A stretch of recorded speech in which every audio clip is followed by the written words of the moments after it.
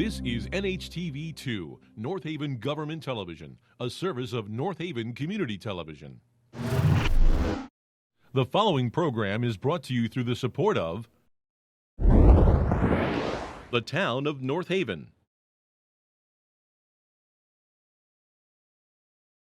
I'd like to call the Tuesday, September 27, 2022 North Haven Fire Commission meeting to order.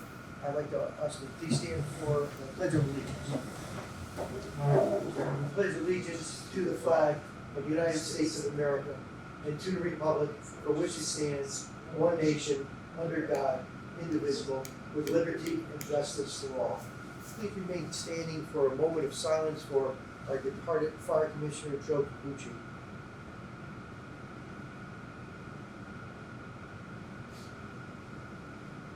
Thank you very much.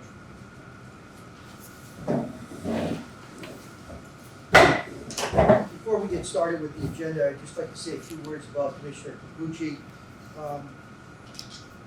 Certainly on behalf of our commission, I'd like to extend once again our deepest condolences to the Capucci family and want to really make the residents aware of the kind of dedication Mr. Capucci had to the town of North Haven.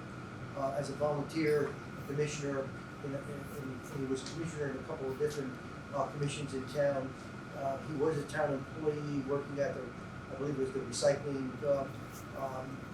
area, and he was a dedicated North Haven resident, and he will be deeply missed.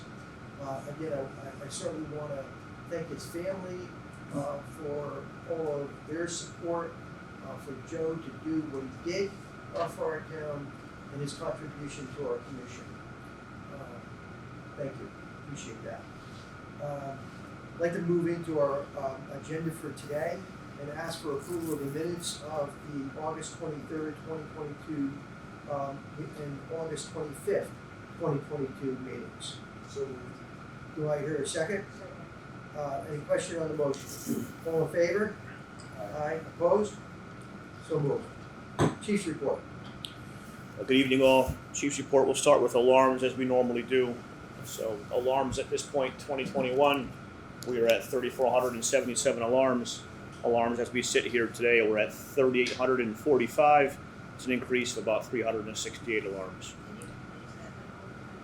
Sure, 3,477 was last year, 3,845 is this year. So that's 368 plus. Our last regular Board of Fire Commission meeting was on July 26th. So the numbers I'm going to give you now are going to cover from a period of July 26th through yesterday. So since our last meeting, we've provided ALS intercept 26 different times.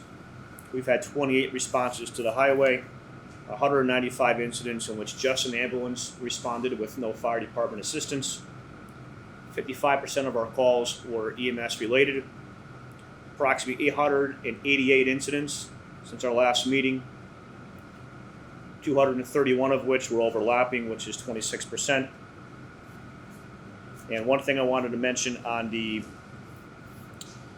highway responses is thanks to Public Act 22-118, there is some legislation that was passed that allows the fire department to begin to recover some expenses for our responses to the highway. I believe I covered this in July, but we had not yet started to submit for it. So we are submitting now. Billing, my office, is the ones that are tasked with doing so. It has to be signed by the fire chief. And so not every one of our highway responses are going to be eligible, but we're going to have some. And so we have started to receive some funding. I've spoken with the first selectman about how that's going to be set up, and that's going to recover some expenses associated with our response to the highway. So what I envision it being are things that we would need to actually respond to accidents, things like extrication equipment, which can be very pricey and has to be updated quite frequently, is a prime example of some of the things that we might use it for. And that could vary from the spreaders to the cutters to sets of rams to stabilizing equipment to any number of other things. So we started to receive some funding. I don't yet know how much this is going to become, and part of that is because the state put aside some money and the state doesn't know if they put away enough money for all of the departments in the state to begin to collect revenue. So to be able to give you an idea of what this is going to become, can't quite tell you for sure yet. We're going to need some time. And Chief, correct me if I'm wrong, if I remember correctly, we were talking about somewhere between $200 and $250 a call, is that correct? Assuming a volunteer was part of the call? It was previously about that. It's now $500 a call. Oh, okay. And what makes a call eligible? It has to have certain responses from the volunteers, and it has to occur within North Haven. And I have to document on the paperwork we're sending to the state and make sure that all of our paperwork, our CAD data, is correct in order to get that funding. So our times have to correspond, and the alarm number has to correspond, that kind of thing. So that covers alarms. Regarding our budget, last year we were at 25.4%. As we sit here today, and this does bring us through the end of September, although we're not quite the end of September yet, I'm at 24.6%. Since our July meeting, we've collected just over $178,000 in fire fees. This brought our last fiscal year, 21-22, we closed out the fiscal year with just under $416,000 in fire fees specific to the fire marshal's office. And at this fiscal year, we're at just over $197,000, which to have it be the end of September is really good. EMS billing, I don't have anything current from finance regarding EMS billing. The only thing I would ask the commission to be aware of is that we have not sent out any billing for EMS in the last couple of months because we have not had a deputy chief of operations in place to continue with that quality control process, ready the reports, make sure they're ready for billing purposes, and send them off to our billing company. My understanding, and I verified this most recently with the billing company, was that we have 12 months to submit bills from the time of service. So we're going to recover any lost revenue last couple of months. It'll just start coming back in. So I don't know when we expect to see that dip down because we're always about, it seems, 3 to 4 months behind anyways in our billing in terms of when we bill and when we see the income. But just understand that we're going to get it all back. That's pretty customary, billed and not incurred. So, Correct. So that's pretty customary to receive. Yeah. And one thing just to note with that is it was mentioned at a recent Board of Finance meeting, there was a question about this particular billing. So the way that the previous finance director had done this was we had contracted out for billing since the inception of this program. We needed to. We're not medical billers. We have to get the report ready to the point that it can be billed. And so that means sometimes having to talk with our personnel, having to talk with dispatch, having to talk with the ambulance company, any number of other providers to make sure that the report is accurate, that it all makes sense, that the right fields are filled in, and they all correspond together to capitalize on the most billing potential that we can. That's all done by our staff internally. So the Deputy Chief of Operations is the one that's chasing down the personnel in some cases, and working with the hospitals to get the insurance company in place, because the last thing we ask people sometimes when we're trying to save your life is give us your insurance information. So obviously we're working with the hospital after the fact. So that's what this individual, the Deputy Chief of Operations, one of his many tasks is making sure those reports are finalizing to the point we can send them off to be billed. But there's a billing company that's always been involved in this. The cost for that was always offset by the revenue. The current finance director is doing things a little bit differently now, and so that cost reflected in a recent expense report, and it was questioned, but it's always been there. It's always been utilized.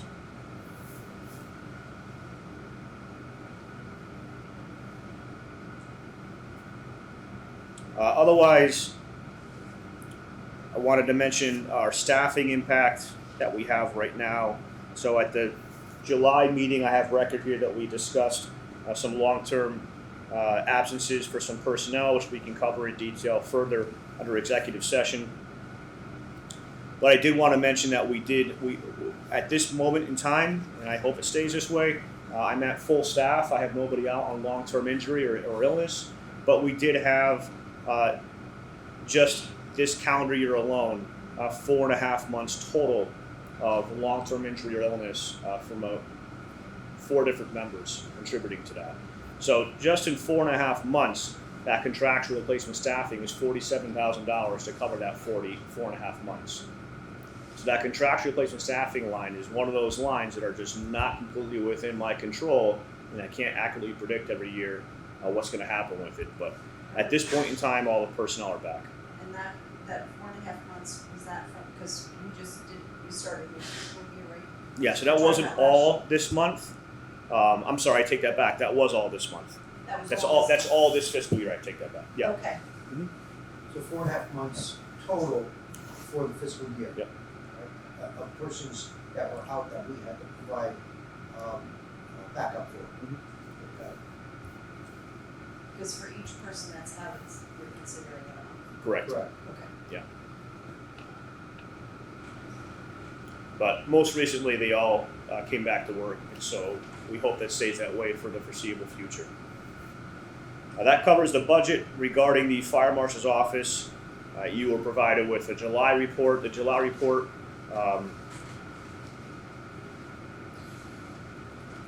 looks like it covered 41 different inspections, 16 code violations were corrected, 1 abatement order was issued, 49 plan reviews and permits, and we had 14 different requests for records and 44 public inquiries. There's a few items listed there that you can look at regarding some of the more time-consuming projects in town.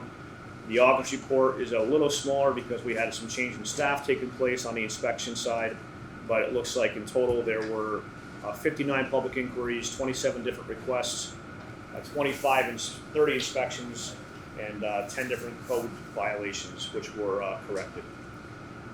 And moving forward, your reports are going to look pretty similar to what you've provided. We'll make sure we continue that process moving forward. And that's what I have for the fire marshal's office. Otherwise, another business, Engine 9, which was the apparatus that was hit on in December of 2021, and has since been out of service since March, continues to be out of service to this day. So it's been out of service continuously since March. We do expect it back soon.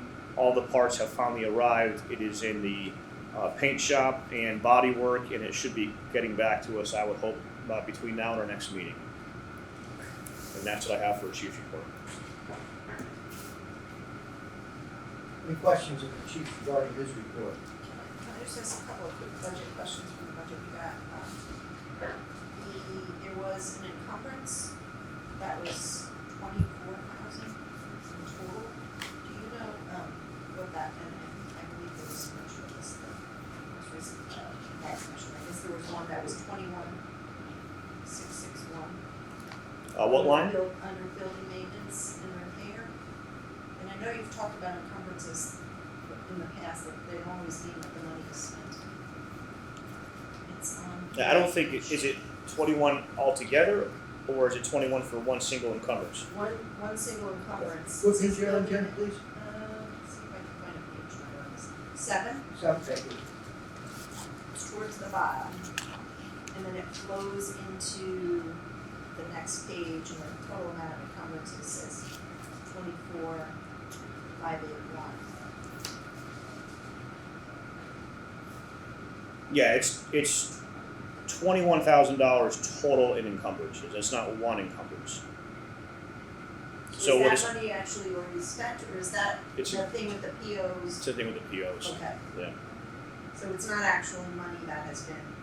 No, and you can see how so that all falls under the building maintenance and repair line, but there's sub-lines there for each station, so you can kind of account for sometimes some of the different expenses for the stations. Obviously, headquarters is where we put a lot of the building line towards, and so that's what you're seeing there.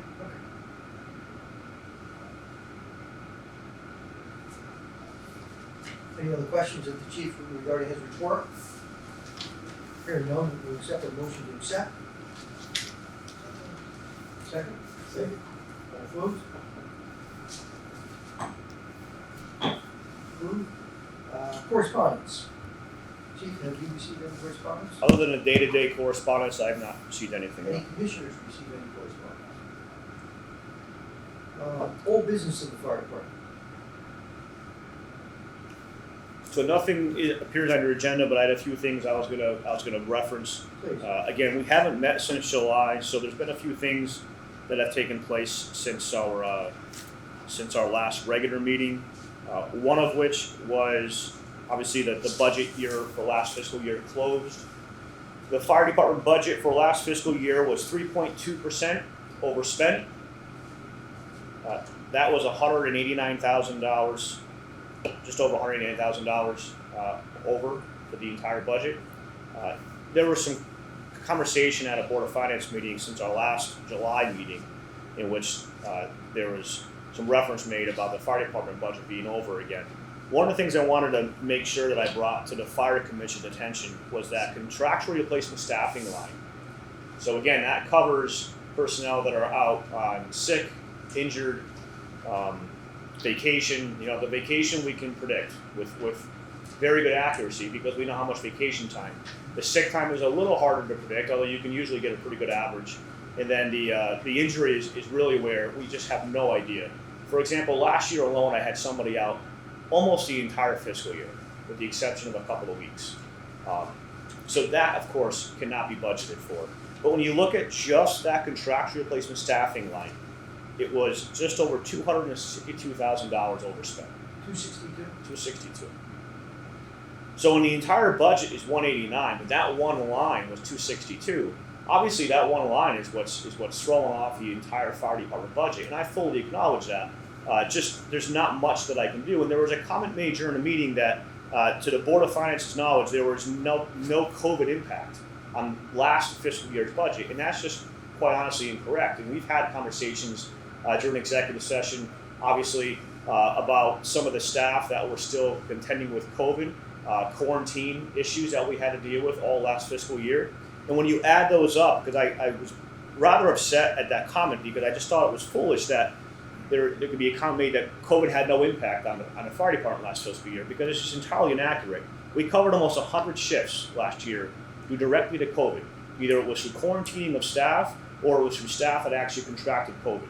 Because keep in mind, the fire department is the one department in town that did not change course of operations. We did not start taking reports over the phone, and we continued to respond to every single call, and in many cases, many of those patients had COVID. So we were impacted by COVID, and if you account for 100 shifts, it's about $66,000 right there in what we had to cover in that contractual replacement staffing line towards COVID, plus the individual that was out almost the entire fiscal year.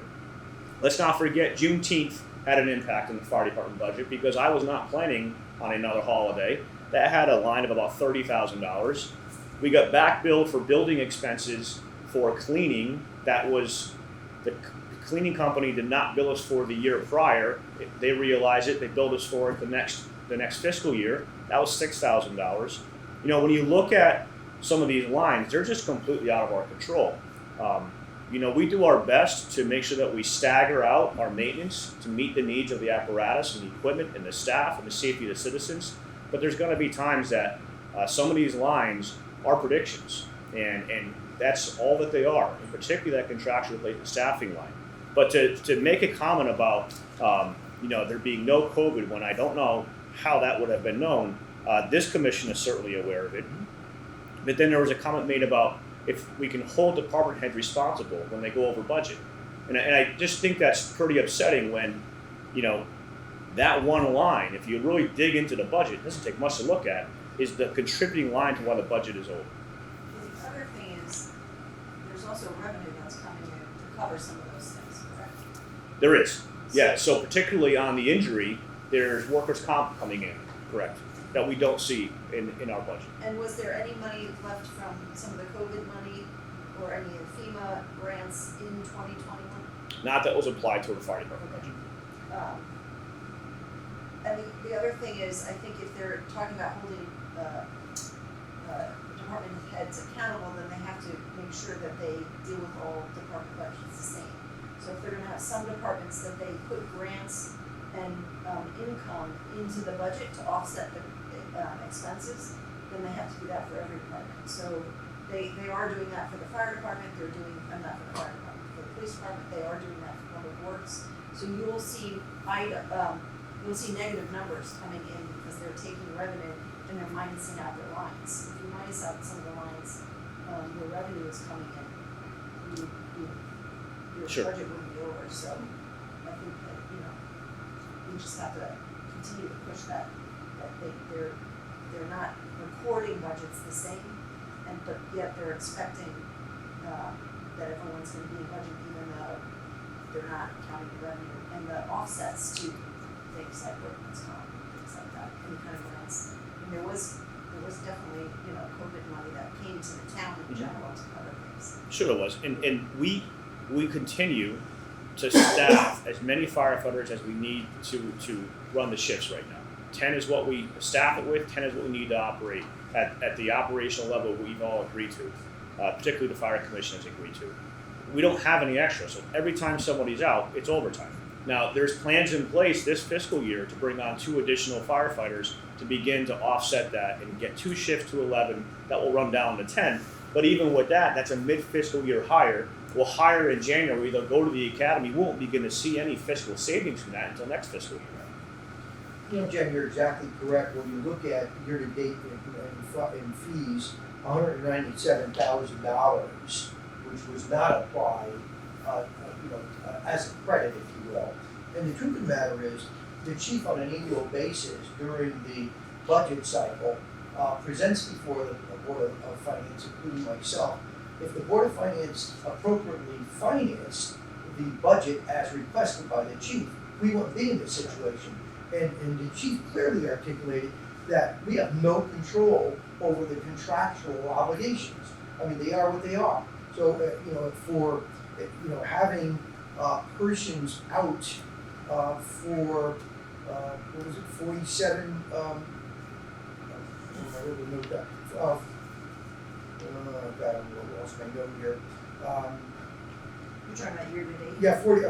The number of months that we had firefighters out, 4.5 months. I mean, how can we plan something like that?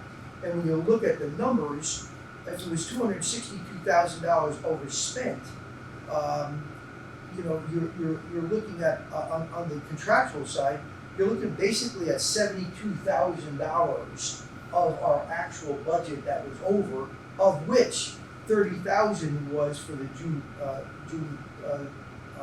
holiday, and you had $66,000 for COVID expenses. So, what are they talking about? I mean, I don't know who's bringing this up at the Board of Finance, but the truth of the matter is, they need to look at their numbers. And it's upsetting to me, time and time again, we speak about this, and they do nothing about it. And yet, at the end of the fiscal year, they criticize us for being over budget. It's their responsibility to appropriately fund the fire department. Our residents want it. We've delivered quality customer service. We saw firsthand this weekend what our firefighters do. We attended the Fires Up training. We looked at a video that articulated clearly how many firefighters we need in order to fight a house fire for any one of our residents in this town, and that equaled 17. The chief was speaking about 16 in the past. Now there's some new federal guidelines. They're talking about 17. We only have 10 firefighters on per shift, and as our volunteers are not able to respond, and I know you're going to speak about this, as often as they were able to do in the years past, we have to depend upon our neighboring towns, whether it be East Haven, Wallingford, or Hamden. And unfortunately, we need to reciprocate as well. So how do we do that when we only have 10 persons per shift? I mean, we can't deliver the quality customer service without the funding and without the personnel. So if the Board of Finance wants to be critical of us, then the residents of this town need to speak up and make the Board of Finance aware that they want to fund public safety in this town, in particular our fire department. And I'm grateful that the residents have done that. I'm truly grateful. Every year, Mike Frida has requested through the Board of Finance, and they've approved 2 firefighters over the last number of years to bring this up to the number of 40 that we currently have on staff. But obviously, we're going to need additional firefighters as this town continues to grow.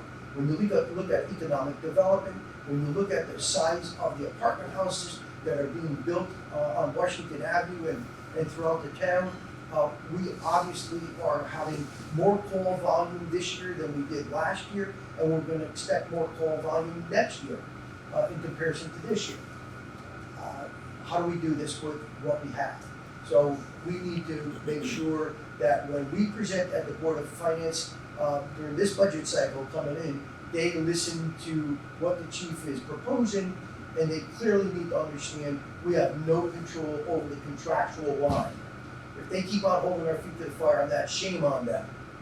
And they, as you said, Jen, I think they need to start applying the revenue that we generate to offset what our expenses Well, are. I mean, I think that the thing is, if they weren't doing it for any department, that would be one thing, but they're doing it for certain departments. And that was one of the first things that stood out when I was like, why is there a negative amount in this? And at that point, Ed was applying, money that was brought in and, earned by by the police department,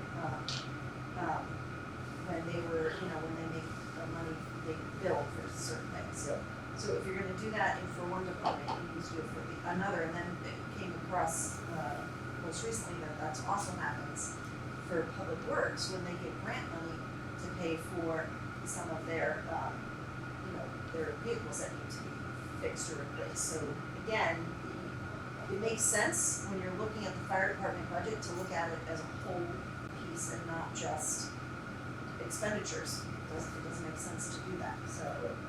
Well, One quick question about population, because this has been brought up, the population is the same, has been the same across time. Is there, it seems like it can't be the same number of homes in North Haven today as there was when I moved in.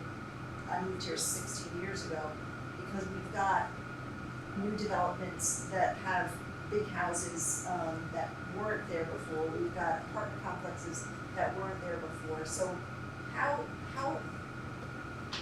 are they coming up with the idea that we have the same number of residents? We have more homes, don't we? Yeah, so they're pulling from census data, and I don't know, that's a larger topic in terms of the reliability of census data. What I will tell you is that I was taken back when I worked with the first selectman to send out masks to every household in North Haven during COVID. I was taken back, and I can get you that exact number on the number of households that were in North Haven, because when I heard that number, I did the same math in my head, and I said, well, how is that possible if we only supposedly have 24 some odd thousand people? That it would mean that there was like 2.4 people per household, and I know that's not the case. I know it doesn't seem like it's possible. So I don't understand.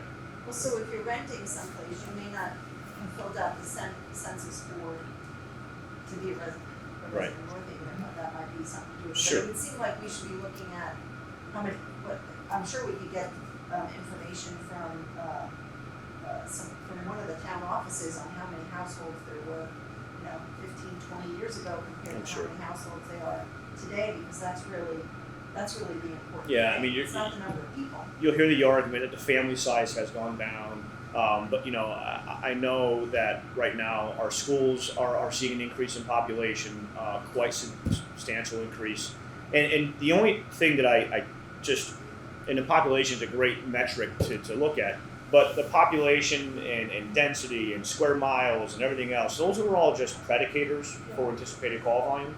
Our call volume for call volume. Yeah. So, when you start looking at, we have a duty to respond to all these calls, population's an idea for what you can expect for, but the call volume is real. Well, you've got a lot of businesses, so you've got visitors here the Sure. other day, and if the household numbers have gone The up, it doesn't highways, matter whether yeah. one person lives in a house or two people live in a house or 5 people live in a house. If the house goes on fire, you're still have to respond. Sure. It doesn't matter how many people are in the bedrooms, it's really still the same fire.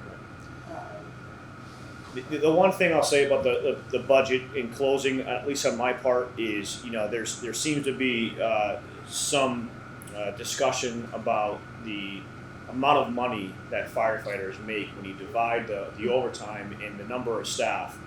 I got to tell you, we got to get in touch with this new generation of employees. They don't want to work the overtime, and that's not a fault to them by any stretch. But it's a generational difference versus what perhaps we all experienced when we got introduced to the workforce. most of these employees, they don't care about the overtime. And I think it's pretty shameful for people to talk about how much money they may make when they include overtime when they're not there electively. My shift commanders need to go around quite often and tell people, you can't go home, you're ordered in to stay. So I don't think the money really matters when the employees are there for 4, 5, 6 shifts in a row or there through a holiday. The money doesn't matter. They want to go home. That's not important to them. So I think it's irresponsible to talk about how much money they make when you divide it by number of staff, because that doesn't count for how many people actually want the overtime. We need to have 10 firefighters on shift and so many paramedics on shift, and we do what we have to do every day to make sure that we meet that measure. Absolutely. Any other questions? That was on the whole business. One other quick question Go ahead, about the Joe. old business. I wasn't here for this meeting, but I watched it on NHTV. It was mention of a survey. What's the status of that? Sure. So we were fortunate enough to have an intern with us from University of New Haven over the summer, and he was tasked with being detailed to our office, and I was trying to come up with different projects that would fit kind of his degree field and what he was looking to do. And so one of the things that we had him work on was a survey that would be made available 3 different ways to the individuals that we service through emergency incidents, to the public in general, and then to the businesses that we have an interaction with through our fire marshal's office. And so it's built. It's about 95% done. I have to work on a couple other pieces, but we're going to kind of time that with a new data system that we're putting together that's going to allow us to probably have the portal to send that out as well. So my goal with that is, I always feel that you can improve, and I like to be able to hear directly from the citizens on if we're meeting the mark or not, and on ways that we might be able to improve, and on ways that we are meeting our goals, and in ways that we still have to work to achieve our goals. And so that's what this survey is going to do. We've never had the means to be able to do that. Trying to find a way to get that out to the various different populations that we have is a little bit troubling, but we think we've got a number of ways that we're going to get it out. And certainly there's always going to be some holes, but right now we have nothing. And so I'm just trying to work on getting something out. So he did tremendous work in putting that together and modeling it after some other departments out there that I've worked with, and we should have it out, I'm hoping, by the end of the calendar year. Any other questions of the chief? Chief, new business of the department. New business, just want to confirm with the commission that the new Deputy Chief of Operations, Scott Bisson, will be starting on Monday, October 3rd, and we look forward to his arrival. I thank the commission for their time and the interview process. It was rather intense, especially when you look at the number of candidates that we had, but the department stands behind Scott Bisson, and we look forward to his arrival. He has asked to hold off on a swearing-in ceremony for a while. He's looking to kind of come in and just get started, and maybe include that at some point in the future. Good of the department, chief. Chairman, you referenced the fire ops, so I'd like to thank the North Haven professional firefighters for putting on and administering the fire ops program this past Saturday. They put a lot of planning into it. It took them several months to do. The last time we had done this, I believe, was in 2009 or so. So many of the members had not done it before, but we had what I think is good success. The fire department served as a support role throughout the entire process. The union is the one who put this on and put the curriculum together and put the speakers together, and I think they did a great job. And so their dedication to the citizens of North Haven doesn't go unnoticed, as well as those who attended. I think there's a whole new appreciation of the fire department, all the work that they do, and everything that they need to perform their jobs and everything. It's really, the whole town should see that. I think everybody would get a little bit more aware of what the fire department really does. It's not just that you don't have a fire at your house. Sure. These guys are out there doing it every single day. I have to say that I thought it was very well planned. I was very impressed with everybody who was there. And, I already had sort of an appreciation fire department, obviously because of my past experience, but this gave a whole new, just getting, the boots, the pants, the coat, the helmet, and the gloves for me were like, I felt like I couldn't use my hands, and it just gave you that sense of how much skill there is and how much learning there is that has gone. And the other piece that I thought was very eye-opening is how technical and how much technology and training really the fire department now relies on that it didn't years ago.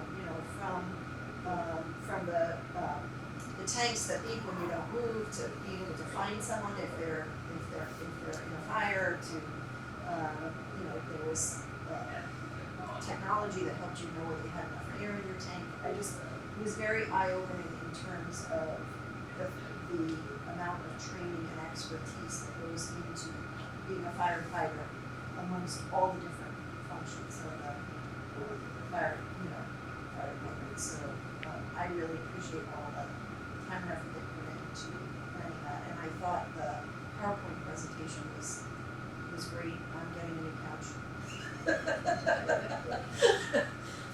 Well, I'd certainly like to echo Jen's comments.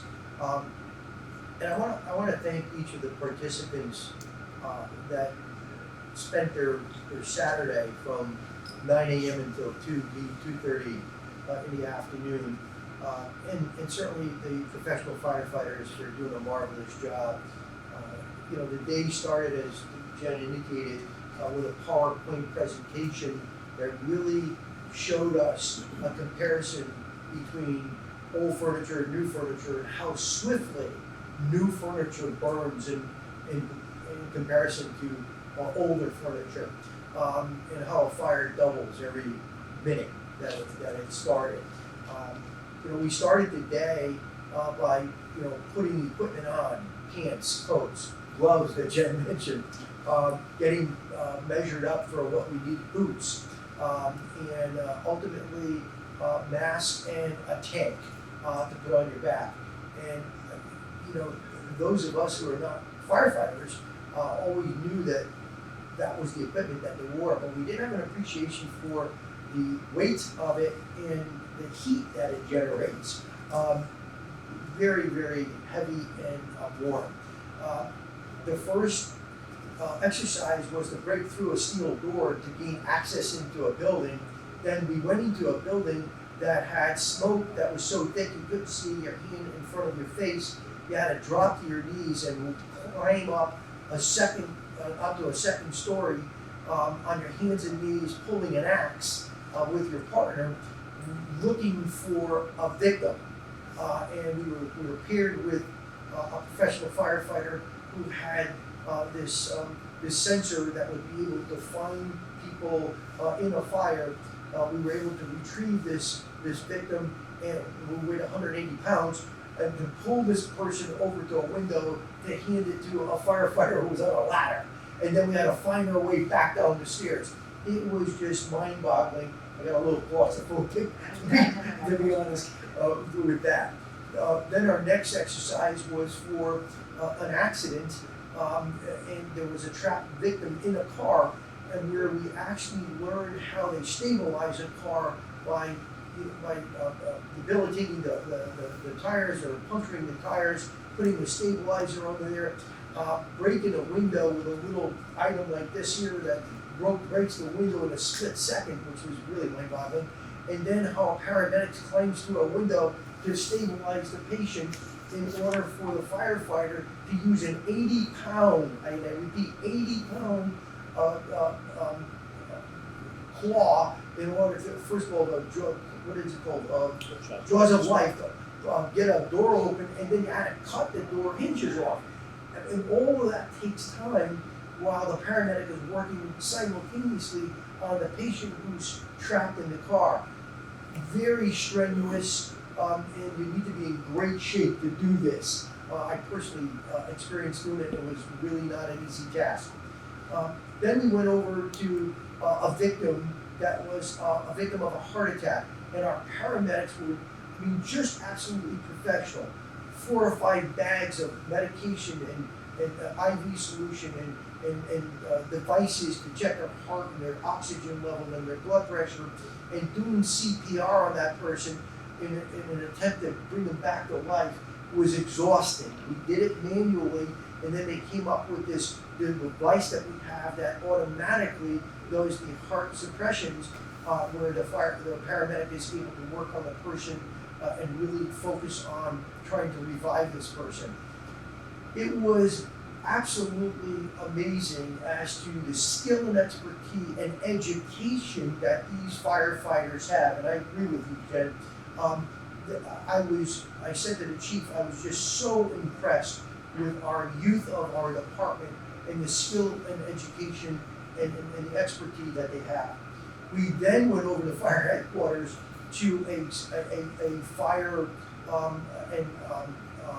trailer, and we put our equipment back on, and we pulled a hose off of a fire engine, which the hose itself was so heavy, and plus the nozzle to go into this training trailer and on our hands and knees to fight a house fire, simulated house fire, with fire coming up out of the kitchen area. Putting the hose, the nozzle on, and trying to control this hose, which was stiff and heavy, which was really a difficult task. So, yes, like you, Jen, I have a deep appreciation for what the firefighters do. My body was sore on Sunday, my knees were sore, my back was sore, and I could only imagine what they go through on a daily basis. And I want to thank each and every one of them.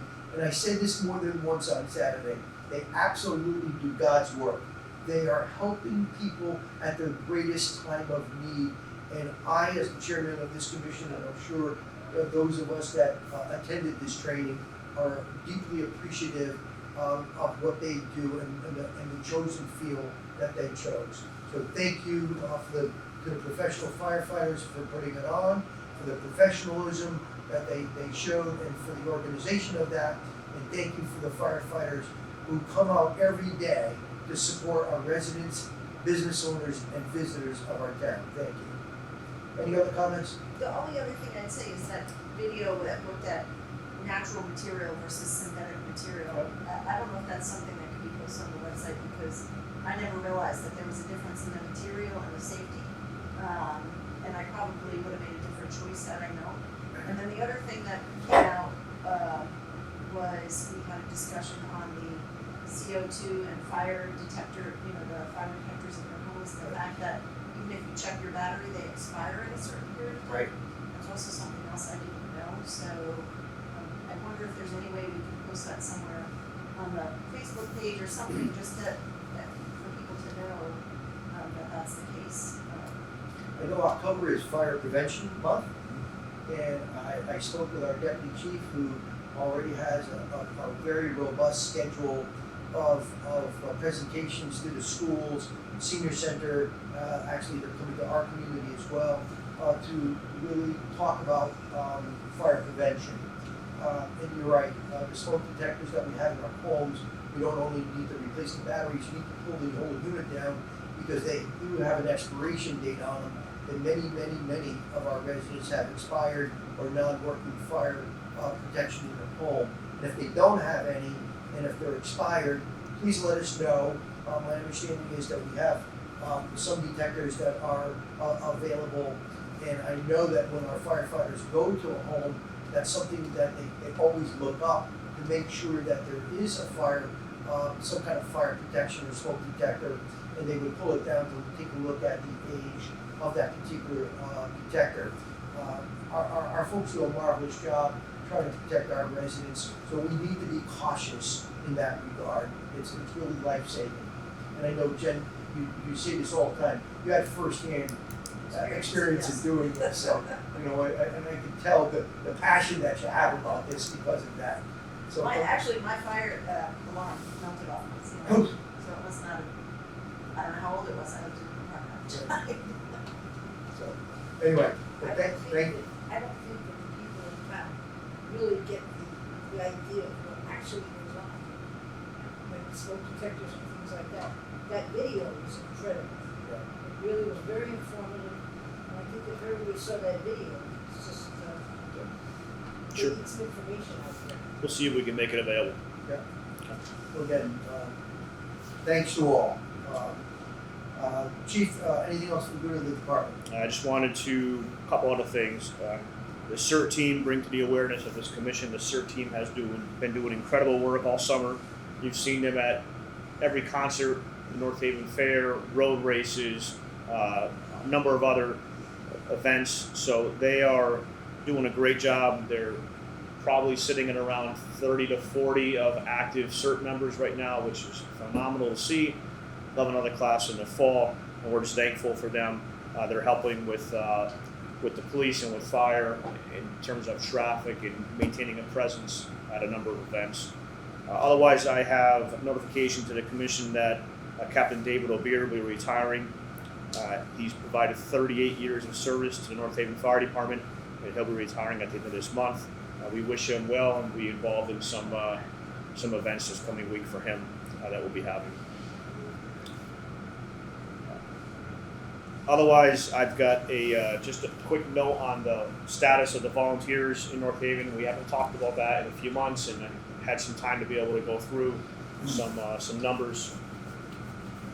So as we sit here today, we're at 27 qualified volunteer firefighters and 6 probationary firefighters. So I pulled some data that covers this entire calendar year, I should say. And with Northeast, which is the station in the north end, crossing Big Y, 37% of the time they're not able to respond to an incident. So that includes even building fires. And how many qualified are there? There's 10 currently qualified at Northeast with no probationary. So 37% of the time they're not able to respond. And they have an average reaction time. When I say reaction time, that's how long it takes for them to actually respond from their homes, to get to the station, to have a crew assembled and to sign on the air that they're responding. Their average reaction time is 8 minutes and 10 seconds, and their arrival time is 11 minutes and 38 seconds on average. The Monowese station on the south end has 5 members presently with 3 probationary members. 24% of the time they're not able to assemble a response. Their average reaction time is just over 8 minutes, and their average arrival time is just under 15 minutes. In the West Ridge station, there's currently 12 members with 3 probationary. 32% of the time, there is no response assembled. They have an average reaction time of just under about 10.5 minutes, and an average on-scene time of 17.5 minutes. And how many was the total response not able to respond? Which station? West Ridge? 32%. So I bring this up because you are all fresh out of fire ops and you have an appreciation for the number of firefighters that we need to have on scene. We have volunteer engines that are not assembling a response for house fires when we need them the most. And this is no fault towards any one of them. I want to make sure we make that extremely clear. It's the numbers. The sheer numbers are what's impacting. Their commitment is not to be questioned. Each of them have an unquestionable commitment to the town. It's just the sheer numbers alone. These companies were built for 35 members each. There was a time that each volunteer engine had 6 personnel assigned to the engine. And from each company that had 2 engines, 2 on the north, 2 on the west, 2 on the south, that was 6 engines, you could count on every seat in that engine being filled. So you can count on all 3 companies providing you 12 personnel, which is 36 members to a scene. On top of the career staff, we don't have that right now. Is the response time at West Ridge, does that just have to do with the area and how? So West Ridge is one of those unique sides of town right now where we have a lot of members that don't live in North Haven. And with that comes a longer response time to get to the station. You know, there's that balance that you've got to strike all the time. So that's 17.5 minutes for them. get to the Because firehouse, yeah. get their equipment on, get the apparatus, and then respond to the site on the call. So again, I don't want it to go unsaid. The volunteers we have are very committed. There's nobody that's not pulling their weight. They're all providing the minimum number of drills and the minimum number of calls to stay on the rosters. And so we don't have an issue with that at all. But it's just the numbers. And you know, I often hear people say, well, what are you doing about volunteer firefighters? This is a community problem. This isn't just a problem in North Haven Fire Department. This is a problem for the town of North Haven. The community needs to get around the fact and support the fact and advocate for more volunteers. You know, there's not much more I feel that we can do. In fact, the volunteers put together one heck of an effort within the last year where they contacted all the fast food places and restaurants and delivery services, and they were putting flyers out. Perhaps some of you had over takeout in a couple of weeks' time when they were pushing out flyers about needing volunteers. We didn't really get any response. We had 3, I want to say, and out of those 3, one of them actually worked out. We hold open houses and nobody shows up. We hold open houses in concert with the media and with the state advertising and nobody shows up. There's really not a lot of ideas that we have left that have not been tried somewhere else, that have not produced some kind of results. You know, if you think even where we are right now with the employment field the way that it is, we can't pay people part-time to work. How do we expect people to volunteer? And so it's a real problem. I'm kind of sounding the alarm every few months about this, and I've told you I'm reluctant to do it every month because I don't think it's necessary. It doesn't change enough every month. If we suddenly were to see a big decline, obviously I feel like I need to talk about it some more, but you know, I don't want to continue to discourage them. I've had some volunteers say to me that, you know, it's actually tiring on them right now because they feel like if they can't get the engine out, there's nobody that's going to, and I think it's having a burnout effect on the ones that we have, and we've got to be mindful of that. We're getting busier, we're building, and there's no signs of this slowing down. So certainly open to discussions with the commission about this, but I just wanted to make sure that you were aware of it. We are continuing with the Explorer program. I'm meeting with a reporter tomorrow, I believe, to talk about the Explorer program. We are seeing some positivity with that, and we have a few good explorers that are doing great work, but you know, again, we're capturing that late teen market before they go off to college. Listen, I'll take you for a couple of years, but that's not going to solve all of our problems. Well, it also seems that the volunteer pool has changed because, you know, people used to be volunteers for long periods of time. It Yep. seems like now, and this probably was the case that, you know, not just recently, but it seems more the case that a lot of the volunteers are coming in as a stepping stone to becoming a career firefighter, Yep. a paramedic, or something like that. And may not be able to maintain that level of commitment once they get to wherever they are. Yeah, the career path has changed. For the longest time, I would say up until the last 10 years, the career path, if you wanted to become a paid firefighter, was join the volunteer ranks in a number of towns, work your way up, get experience. The path has changed. Now with a number of departments hiring paramedics, whether you're a volunteer or not doesn't have as much weight as it once did. Now, you don't even need to be a volunteer. You can just go straight out of high school, go to paramedic school, and any number of departments will hire you. So the path has changed. The social dynamics have changed. You know, the firehouse is once a social environment for people. That doesn't seem to be anywhere any longer. It's changed. And the average age of our volunteers is older than what you might think as well. And so that's the other reason why you're going to start hearing me talk about this a little bit more, because I have some anticipated retirements, well-deserved retirements pretty soon as some of the volunteers age out. We don't have a lot of numbers to replace them with. And when that happens, you're going to see those are the most committed individuals. And those are the ones that are making sure. I saw it happen in the Mono East station. I saw a couple of members that were long-time serving members that always found a way to get that engine out, always. And they did whatever they had to do to get here. And I'm seeing that happen right now on a couple of other stations as well. And unfortunately, when when they decide that they're going to hang up and no longer do it, I'm worried about this declining even more. You know, you talk about your appreciation for the volunteers, and certainly throughout the years they've dedicated, you know, thousands of hours to the town at you know, no expense to the town. So the town certainly benefited significantly from the volunteers donating their time and their talent.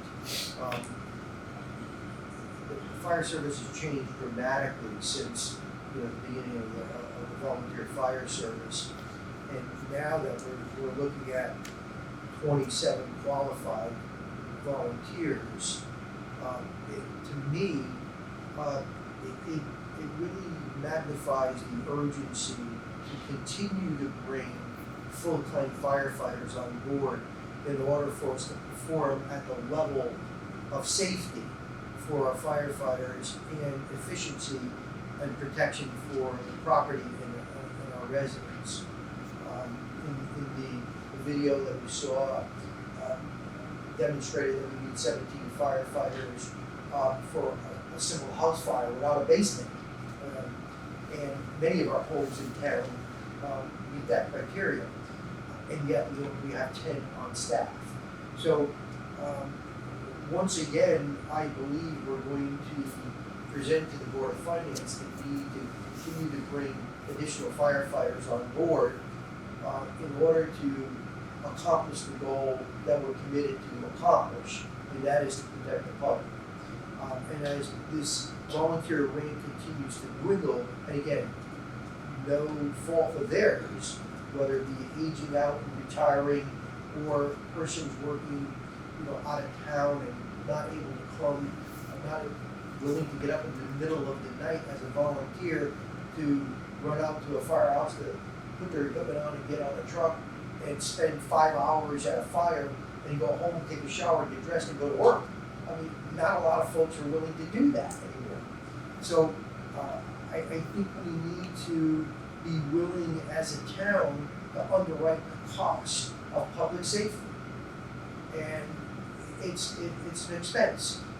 And as I indicated before, it's up to the residents of this town to articulate their feeling and message to the Board of Finance that they believe that public safety is important, and in particular our fire department is important for them and their families to underwrite the budget, make sure that we have sufficient firefighters to protect them.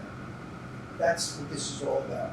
So until the residents are vocal to the Board of Finance, and we certainly have the support from Mike Frieda, I think we're going to continue to have this discussion, and I'm hopeful that we're not going to have another experience as we did a number of years ago, where we were not able to respond because all of our fire apparatus and equipment members, firefighters, were at another scene, and there was a simultaneous call that we could not respond to. I'm hopeful that that's not the case. Chief, thank you for this information. It's helpful and it's troubling for me, and I'm sure for my colleagues here. Anything else for the good of the fire department? One other, two other quick things that I want to talk about tonight, but maybe we can put on for next month. There was some talk, and there's been things in the newspaper about electric vehicles and how difficult they are to put out and how much of a problem it is for the fire department. So maybe that's something we can kind of get a little bit more information on, about what you guys are doing to address that. Sure, we can talk about it now. Okay. Ready? Okay. So obviously it's a real issue in the circles that I maintain with other chiefs in the state. We're all aware of it. It's the on-scene time and the access to water that's concerning to me. A lot of our car fires are occurring on a highway. I don't have a good way of getting 30,000 gallons of water to the highway, and a number of engines that will be required. I mean, here's something to keep in mind is that our engines are carrying anywhere from 500 to 1,000 gallons of water. That's what they carry. Most of ours are between 750 and 1,000, but that's it. That's not even going to make a dent on those types of fires. So we are working on a policy. I'm watching it closely because I have some personal interest in it as well. and I'm trying to determine what to do. I did order a blanket to use during electric vehicle fires that I just honestly I don't know what the reviews are going to be on it yet. Of course, the publications on it are all promising, but it is a reusable blanket, and the idea with that is, I'm hoping that it will help suppress the fire on scene and cut down on the water that we're going to need and the runoff and everything else. But it's a real problem in the fire service. And then the other issue we have is not only the on-scene time just being hours and hours and hours in the water, but we talk about simultaneous calls and the number of apparatus that will be needed. Looking at a lot of personnel and equipment to commit to a car fire. And we've got dozens and dozens of car fires a year. The other thing I have to watch is the transport of that vehicle to a local body shop. And so one of the things that are of concern about electric vehicle fires is that the reignition. So, with work, and our policy is going to be working on making sure that we follow that vehicle all the way to the location where it's going to sit for the night or for a couple of days, and make sure that we work with the tow truck companies to position that vehicle far away from the vehicle or the cars. And I'm not going to put all that faith in that blanket by any means. We're going to make sure that vehicle sits a distance away from everything. But yeah, there's a lot of questions right now that we have with it. We're doing our best to prepare for it. The blanket I'm referring to, I want to say it was $3,500, so it's a pretty big expense. But again, something else that we can probably use some of the highway funding that's coming to us. Although I don't want to wait to purchase it, so I purchased it already. It's on the way. We'll go through some training and we'll do some policies to kind of get us up to where we need to be. But that's a long time to be on scene of a car fire. We don't normally have to be on scene for that long. But if now we're talking about that prolonged extinguishment phase, waiting for it to get hooked up by a wrecker, following it to wherever it's going to be, we're talking hours at this point. Hours that we don't normally have to commit to normal car fires. Chief, what about the chemical involvement? Now you have batteries. You've got the makeup of those batteries. Yep. We contact DEEP, Department of Environmental Protection, and we let them. We just put it on them so they can take care of the water and whatever else they have to take care of at that point. Are you gonna have to get more special equipment beside the blanket? Because those batteries, the voltage is incredible. So we're trained already in a lot of those vehicles in terms of extrication and where the shutoffs are, so that we can cut into those vehicles. But yeah, it's a real problem, knowing that those vehicles stay energized for so long, the capacitors that they have, and where the batteries are located, and the alternative fuels that are out there. It's been a problem in that regard for a long time. The fires seem to be kind of, I wouldn't say a new problem, but a problem that's getting some exposure now. And is it that some of them actually just spontaneously go on fire, or is it from a natural collision that they seem to be more? I've seen both. Yeah, I've seen both. Jed, you mentioned the devices to cut in your jaws of life, and we were told at Fire Ops that piece of equipment was $35,000. Is that correct, Chief? The entire set comes out to about that much. There's some variations here and there, but that's a good number. And my understanding is, and again, correct me if I'm wrong, when it's brand new, it has this power and this strength. As it ages, and my understanding, our equipment right now is at about 60% capacity. Some of it, not all of it. As far as strength is concerned. Some, yeah, we have multiple sets in Yeah. town. Yeah. That's amazing. And to open up a door or cut open a roof of a car or to cut the hinges on the door, it takes a tremendous amount of power in those either hydraulic or electric tools. When it cut through, I made some, it startled me. Like a pop. I made really loud noise. I'm like, I'm sure you guys don't do that. Yeah, right. It was, well, my point is how it, like anything else, it wears down as you use it, and we use it quite frequently. There are a number of accidents on the highway that we respond to that the jaws of life in those cutters are utilized in order to get victims out of those vehicles. And at $35,000 for the set, they don't last all that long. Well, Most of the time they last a while. The batteries won't necessarily last as long. We are moving more to a battery type equipment now versus having to be tethered to the hydraulic line and generator that produces the power. Not only is it just losing some power over the course of time, the vehicles become stronger and stronger year after year. And so unfortunately the PSI and the cutting and the spreading force that was state of the art today won't cut through some cars 2 years from now. And so that's kind of, you're always fighting that. It's kind of interesting.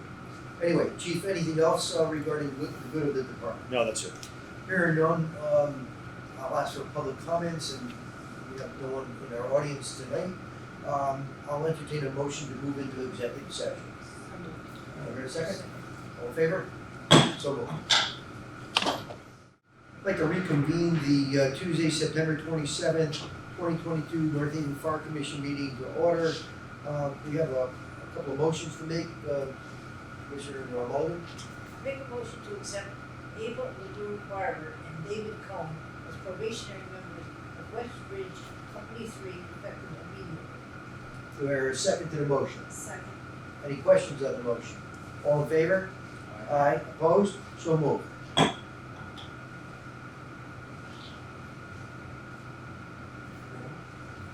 make a motion to accept Ronnie Robinson as a probationary member of West Ridge Company 3 pending medical clearance. Do I hear a second to the motion? Second. Any question on the motion? All in favor? Aye. Opposed? So moved. Is there any further business coming before this commission? Hearing none, I'd like to just announce that our next regularly scheduled Board of Fire Commission meeting will be held on Tuesday, October 25th, 2022 at 6 p.m. at this current Montelese Company 2 station, 282 Pontiac Avenue in North Haven. I'll entertain a motion to adjourn. So moved. Do I hear a second? Second. All in favor? This meeting's adjourned. Thank you very much. I appreciate it. The preceding program is brought to you in part through a grant from the town of North Haven.